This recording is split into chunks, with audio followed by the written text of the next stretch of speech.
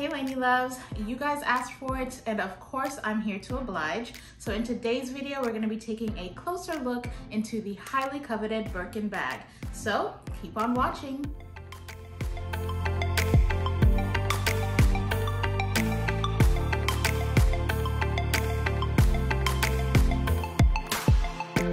Welcome back to the channel. My name is Elaine for those of you that are new here, and to all my subscribed Lainey loves, welcome back.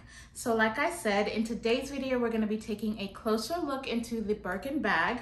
I'm going to be sharing with you the pros and cons. Obviously this bag is fairly new to me. I haven't had it that long, so everything that I'm going to be sharing is going to be all the immediate pros and cons that I've noticed just from the little use that I've been able to get out of the bag. I'm also going to be doing a what fits in my bag portion towards the end of the video because quite a few of you were actually really curious about that. And I will also be letting you guys know if I think this bag is worth the hype and worth the money.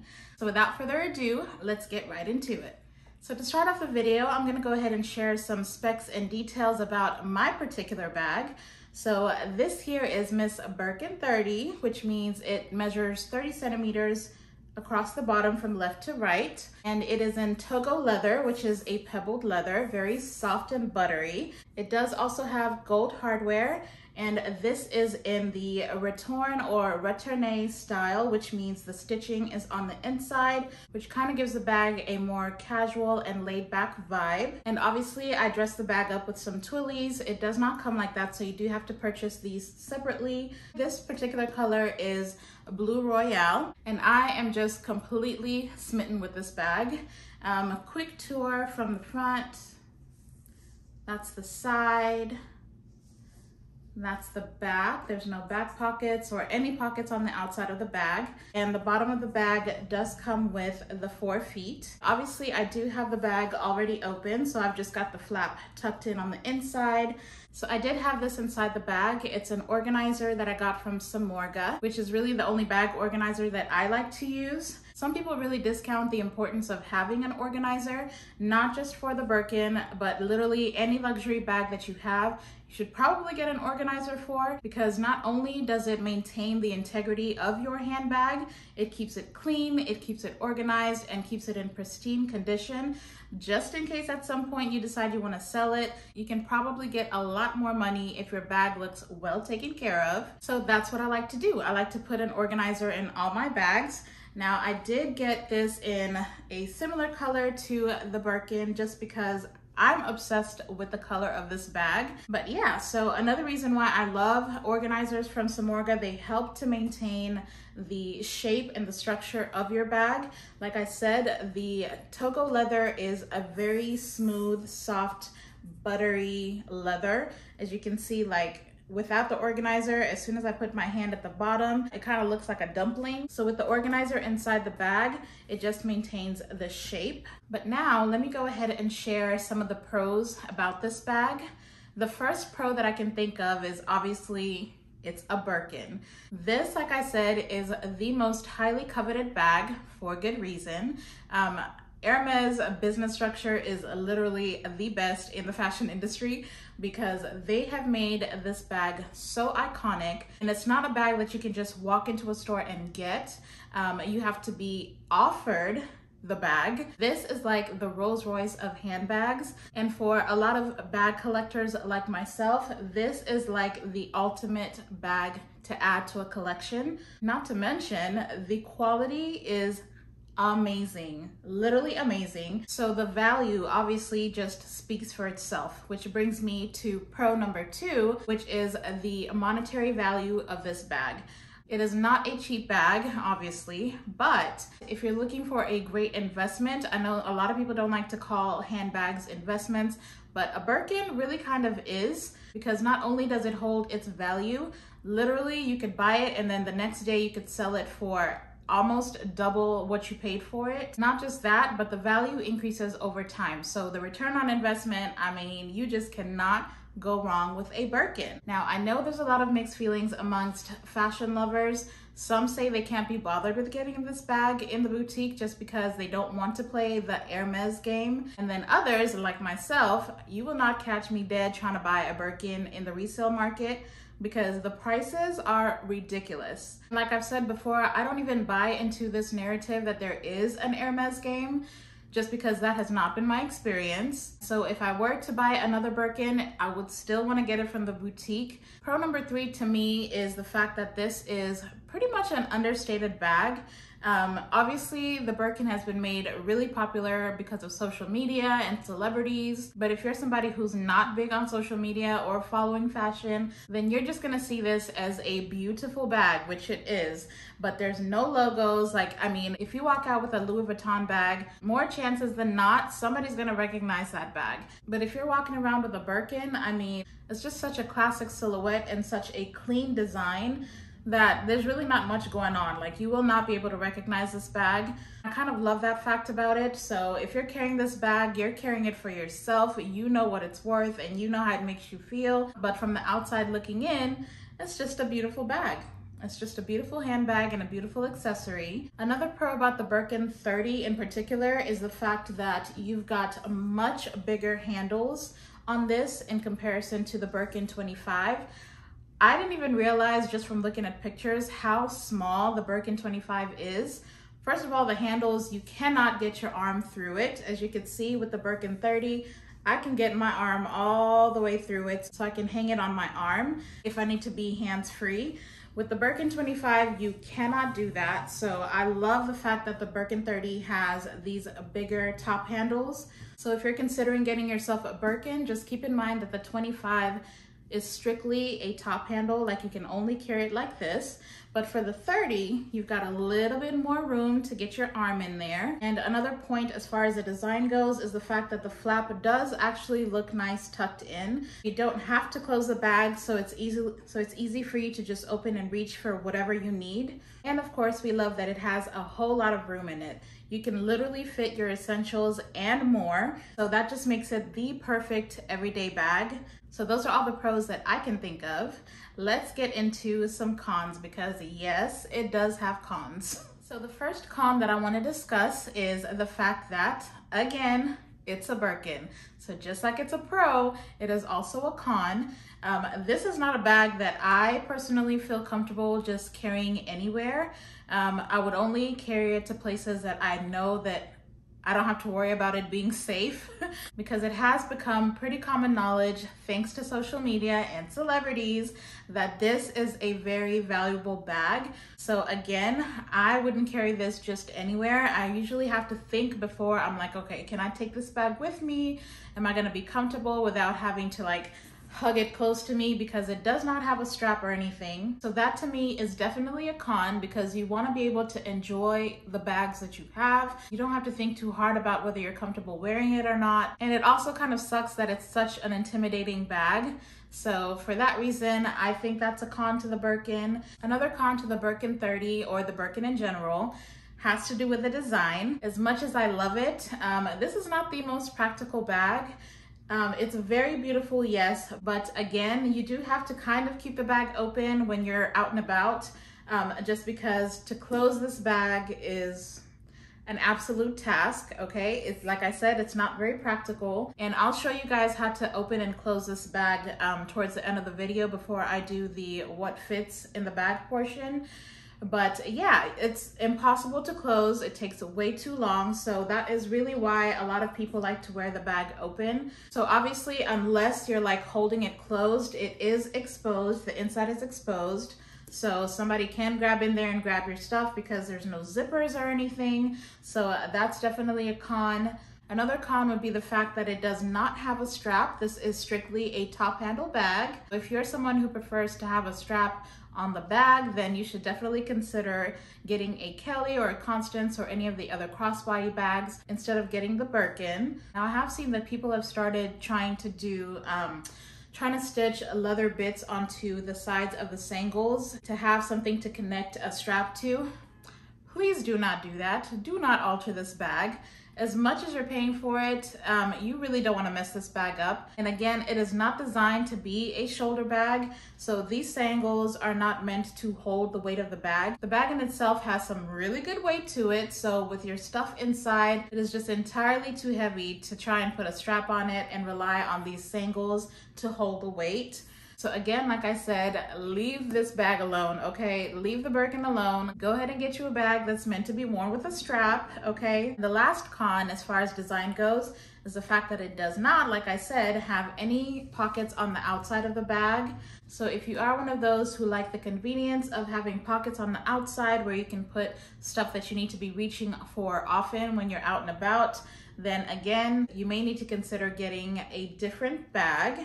Now this next con is specific to the Togo leather. I don't know if you can tell, but the Togo leather does tend to have some veining. If you're lucky to get a Birkin in Togo leather with no veining, then good for you. That is definitely a goal for me. But yeah, my bag definitely has a lot of veining.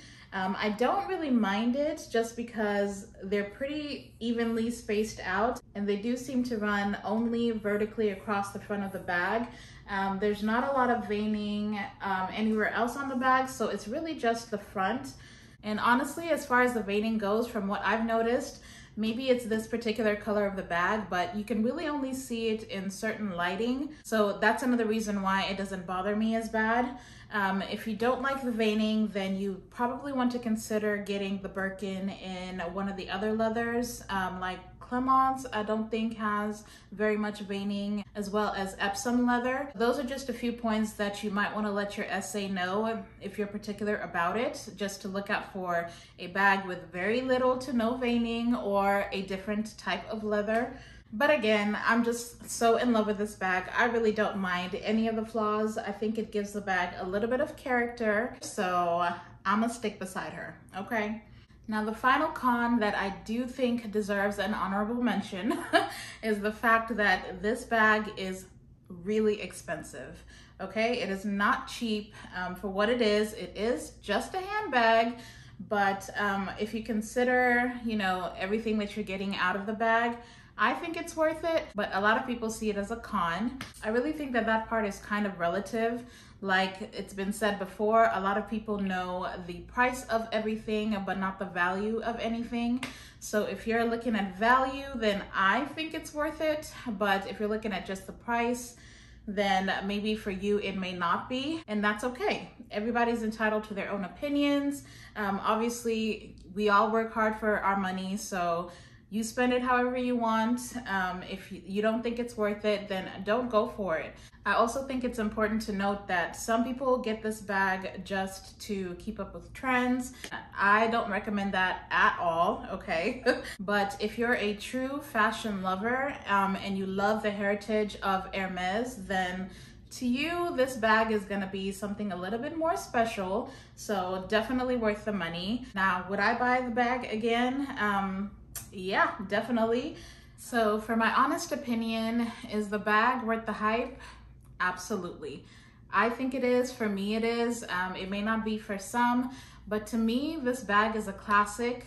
The design is classic. You really can't go wrong with it. It will never go out of style. And even with all the cons as far as the design goes, to me, it's kind of like, you know what you're getting, and there's other options out there if you're looking for practicality and stuff like that. Like I said, this bag is not very practical as far as the use goes, but I mean, you really just cannot go wrong with the Birkin. To me, this bag can do no wrong. So that is all the pros and cons that I have come across or that I can think of. If I missed anything, all my Birkin owners, go ahead and leave me a comment down below, because I really think it's very important to share all the information, especially on something like this, for everybody else to know what they're getting into when they're making such a purchase. So yeah, let's go ahead and have a conversation down in the comment section. And now I'm gonna go ahead and show you guys what I can fit into this bag. Okay, so before I show you guys what fits inside the Birkin 30, I'm gonna go ahead and show you guys how to close and open the bag. Like I said, it's not very convenient, but I wanted to show you guys just so you have reference. So my bag is already open, like I mentioned. I did just tuck the flap in the back of the bag, so I can carry it like that. But in order to close it, what you have to do is untuck this flap and bring it out to the front like that. And then you're gonna untuck the sangles from these little flaps that they tuck into, and then tuck in the leather like that, and into that side.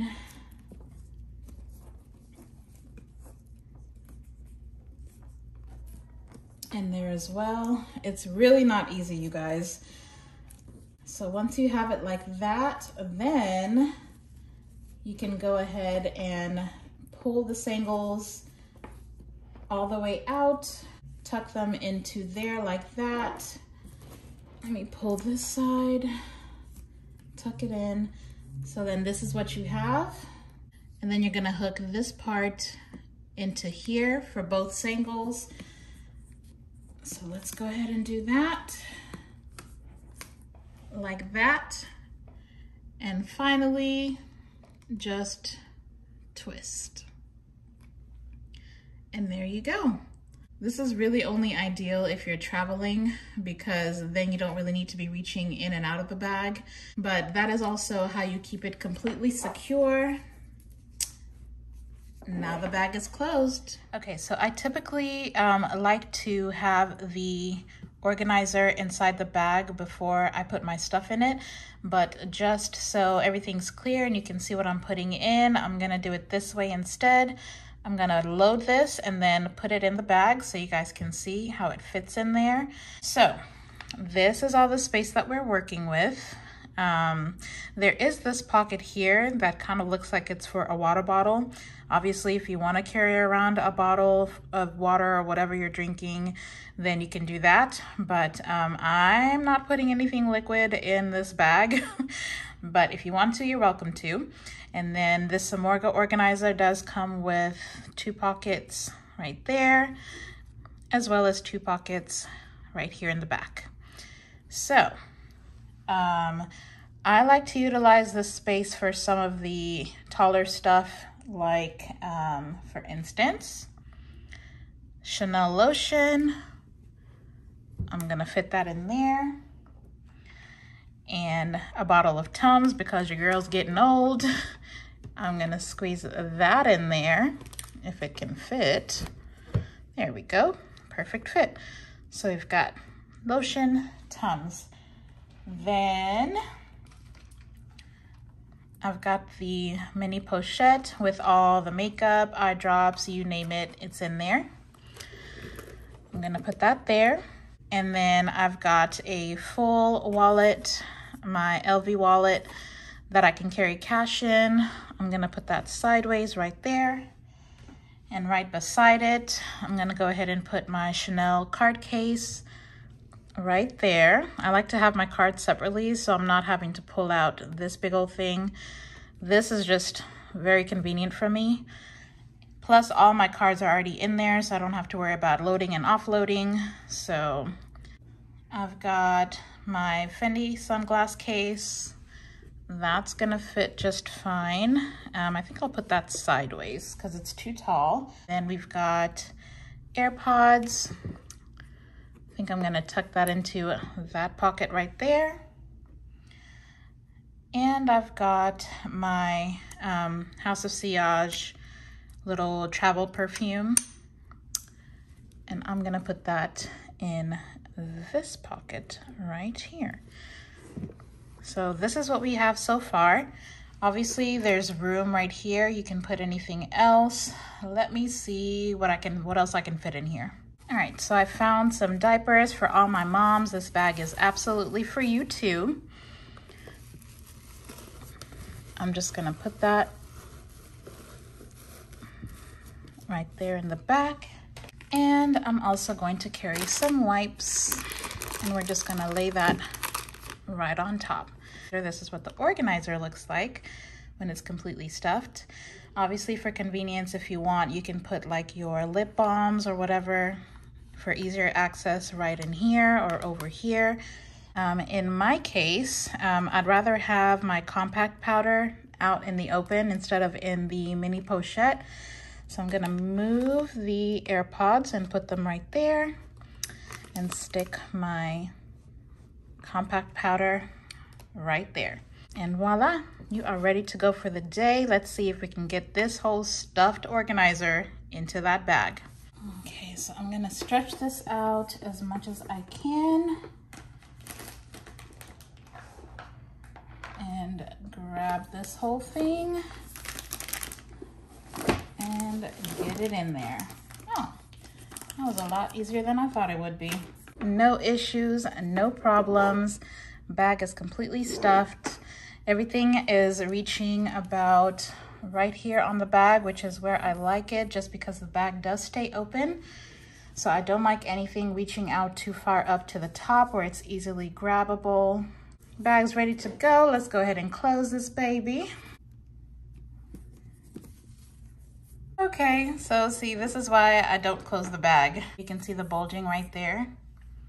So I just wanted to show y'all that it will close, okay? So that is all that I have for you guys today. I hope you enjoyed watching this video as much as I enjoyed making it.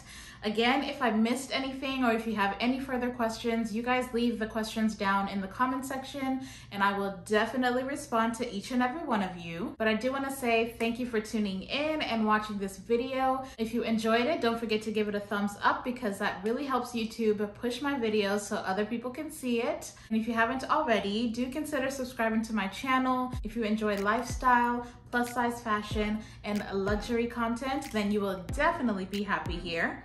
And if you do subscribe, then go ahead and hit that notification bell just so you're alerted anytime I upload a new video.